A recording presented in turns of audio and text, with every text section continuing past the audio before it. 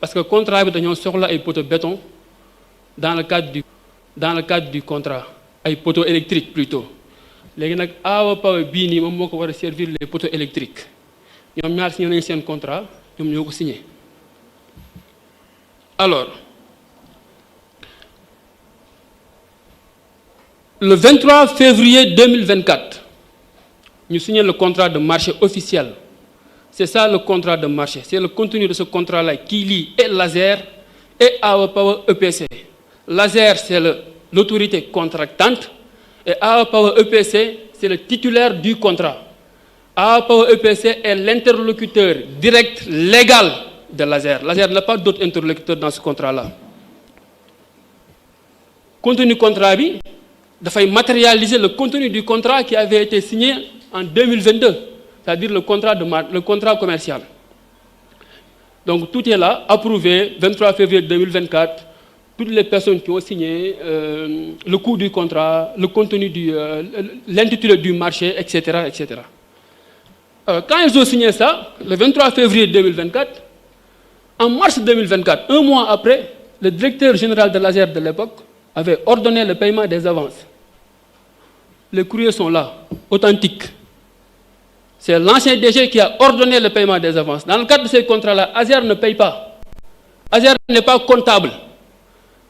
L'entreprise qui réalise les travaux, vous réalisez à peu près, Azer va vérifier est-ce que les travaux sont réalisés. Est-ce que tout est correct? Est-ce que les spécificités techniques sont respectées? Et si tout est respecté, Azer va faire un ordonnancement pour ordonner à la direction de l'ordonnancement des dépenses publiques, DODP, qui devra donc se charger du paiement. Azer du laal xaalis. Alors, à l'époque, 22 mars 2022, donc le DG a ordonné le paiement de 2 avances. Première avance, nous avons avance de démarrage. Avance de démarrage, c'est une avance légale, autorisée par le Code des marchés publics, mais sous certaines conditions. La deuxième avance, c'est avance au titre des dépenses engagées. Bu ci nekk tollu ci 18 milliards 366 millions 600 000 francs CFA boo ko boolee mu jox la 36 milliards 733 millions 200 000 francs CFA 37 milliards yi ñuy wax fii la jóge du sax 37 milliards matu ko 36,7 milliards la. Même ARCOP, dans ses différentes décisions, les membres du CRD, et vous allez vous en rendre compte bientôt, ne maîtrisent pas ce dossier-là. Et vous allez vous en rendre compte aujourd'hui. Xamuñu dara ci dossier bi. Dañu doon toog seen salon rek di jël ay décisions. Vous allez voir. Alors, et là, on voit en caractère beaucoup plus grand, donc les différentes lettres d'ordonnancement. Alors, maintenant, je vous ai parlé de façon succincte. Voilà, léegi wax naa leen ci nu mu gën a gaawee projet fan la jógee tout en ne citant pas tous les, j'ai cité les documents les plus importants quoi. Voilà. Alors donc je vais vous parler de l'origine du conflit. Waxoon naa leen sànq ne leen Awa Power EPC muy espagnol bi mu signé contrat ak Azer dafa dem signer un contrat de prestation de service avec une entreprise sénégalaise qui s'appelle Awa Power Sénégal. Awa Power EPC muy espagnol bi toog ba mu yàgg mu bind ko lettre ne ko contrat bi ñu signé woon man ak yow résilier naa ko parce que amatuma ci yow confiance. Lan moo tax mu wax ko loolu parce que nee na espagnol bi mooy wax nee na sénégalais bi la ko envoyé 3 faux documents. Benn bi c'est une facture de la DCMP du 26 janvier 2024 de 500 millions de francs CFA. Beneen bi nekk une quittance fiscale du 16 février de 2024 de 918 millions de francs CFA. Beneen bi nekk une quittance ARCOP. Mu ne ko yii nii dama ko fay te danga ma ko war a rembourser. Donc da ko envoyé non seulement facture yi envoyé ko sa propre RIP ou son propre RIP, son relevé d'identité bancaire, c'est-à-dire son compte bancaire, ne ko defal na fii virement yi. Les documents sont à notre disposition. Léegi nag espagnol bi comme tout entrepreneur mu daal dina xaaral ma def les vérifications auprès des différentes institutions qui sont citées ou bien auprès des différentes institutions yi nga xam ne ñoom la ñu attribué ne ñoom ñoo defar documents yi nii muy DCMP, quittance, ARCOP ak waa impôt particulièrement bureau Dakar Liberté. Alors bi mu leen bindee L'INI, pour illustration, sont les faux documents que l'Espagnol a reçus. Des documents authentiques. Et ça, c'est l'entreprise sénégalaise qui les lui a envoyés. Voilà les documents. Alors, après, Espagnol daal di bind. Bi mu bindee, je ne vois pas bien.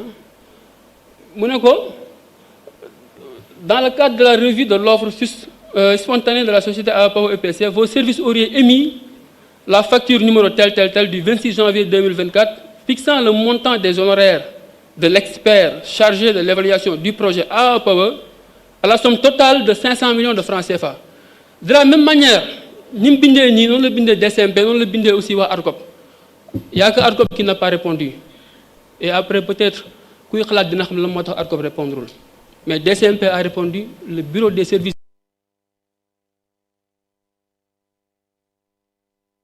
fiscaux de Dakar Liberté a répondu et les réponses sont là. Alors, là on a la réponse de la DCMP. Je vais juste lire ce que j'ai encadré en rouge. DCMP tel, émise à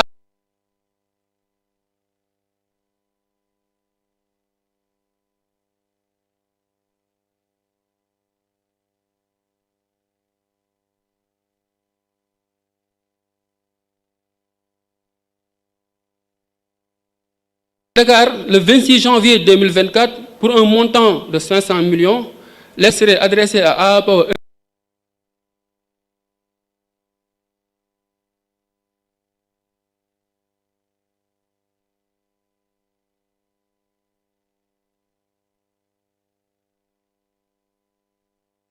janvier 2024 pour un montant de 500 millions. Lettre serait adressée à APAO. Le numéro de référence de la facture 00 renvoie à des... Le numéro de référence de la facture 00 adressé respectivement au directeur général de fer du Sénégal pour la formalité de l'enregistrement au bureau de recouvrement de Dakar Liberté. La quittance numéro tel dont vous détenez une copie n'a pas été établie par nos services. Les droits y afférents n'ont pas été perçus. Alors, quand l'Espagnol a reçu ces confirmations-là, que les documents et documents yu faux la, man de personnellement à titre personnel su may liggéey ak nit ak lu ñu mën a séq ak loo mën a sonn ci projet un jour nga jéem ma arnaquer, c'est systématique. J'aurai tout rapport contractuel ak yow, c'est systématique. Et c'est ce que l'Espagnol a fait te loolu ñun duñu jàppale kenn. Après ñëw na le sieur Seydou Kane on l'a reçu, on a discuté tout ça. Mais ñun quand on a su ça loolu duñu jàppale kenn. Alors lan la def léegi moom Seydou Kane qui est le président de APAO Sénégal dafa dem saisir ARCOP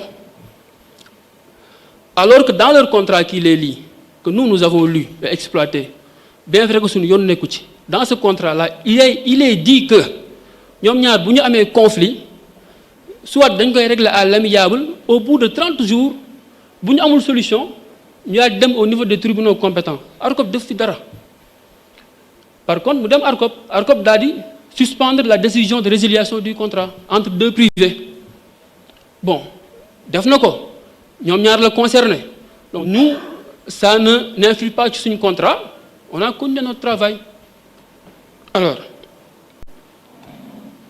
et quand on a maintenant et dans ce cadre-là nous on a entamé maintenant un ensemble d'actions yoo xam ne dañ ko doon def pour deux raisons. On l'a tuddee démarche de clarification et de sécurisation du projet. Donc c'est ça qui nous intéressait. Déjà clarifier ce qui s'est passé avant ñun ñuy ñëw ASER ba pare tamit sécuriser le projet parce que c'est un projet boo xam ne Sénégalais yi dañu ko soxla te intérêt wu benn nit du tax ñuy bloquer projet bi loolu ASER du ko def en tout cas ASER bii du ko def. Le 10 juillet 2024 le directeur général jël fonction.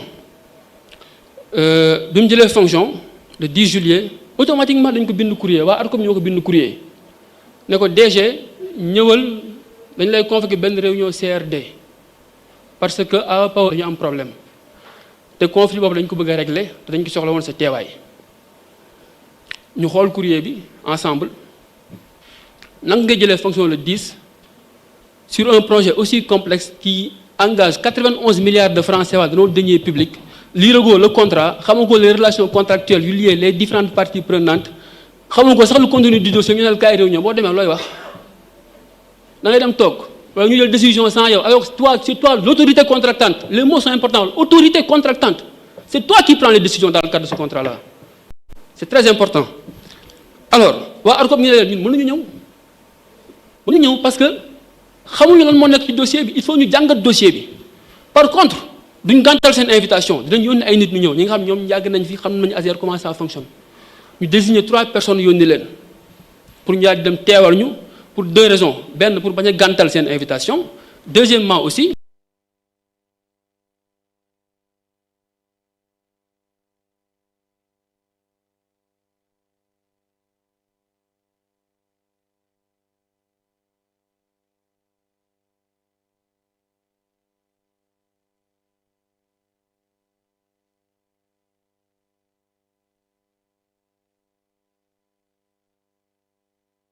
bu ñu ñëwee seet si ñu déjà été là on leur avait dit clairement que ASER on a un dossier boo xam ne ci presse bi lay mujj parce que li tax ñu xamoon ne ci presse bi lay mujj mooy fi ñu bëgg a awloo duñ fa aw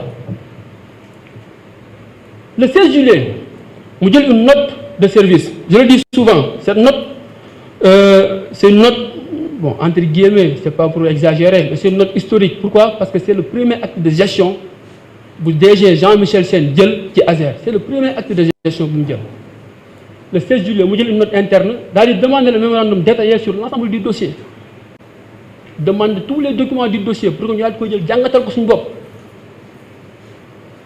le 25 juillet dans ce même cadre vous voyez les dates dañoo tegaloo mu bind un courrier à APO EPC bi mu ko bindee lu mu ko laaj mooy wax ma les motifs lan moo waral nga résilier ce contrat ak APO Sénégal courrier yi dinaa ko affiché mu laaj ko aussi wax ma lan mooy les procédures juridiques envisagées ak tamit yan mesures alternatives nga am ça aussi je pense que c'est l'un des premiers courriers yu ñu bind ASER ñun le 1er août 2024 ñu bind la DCMP pour laaj ko est-ce que avance yi ñu joxe légal na wala légalul lii yëpp pour la documentation le 5 août 2024 ñu bind un courrier aussi ñu bindaat un courrier à l'espagnol ne ko jox ñu le bilan financier du projet avance yi nga jot dépense yi nga jot a def ak solde disponible jox ñu lépp lañ bëgg a xam réponse bi def peut-être déjà dina si ñëw le 28 août 2024 ñu bind la SONAC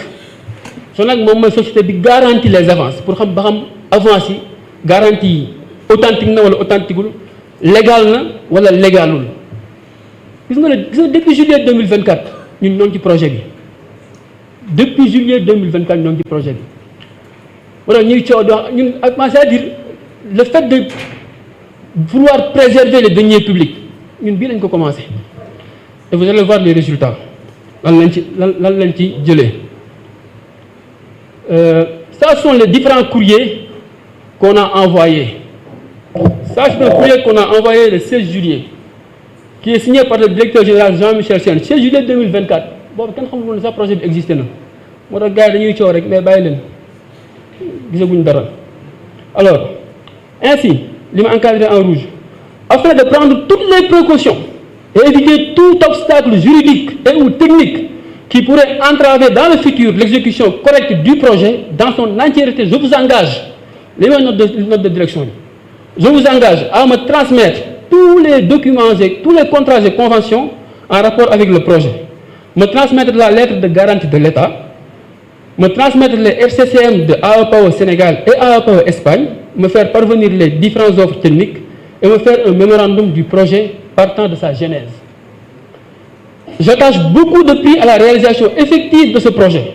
Je vous remercie donc de suspendre toute démarche liée au projet le temps d'y voir plus clair. Ça, c'est le premier acte de gestion qu'on a posé à l'ASER.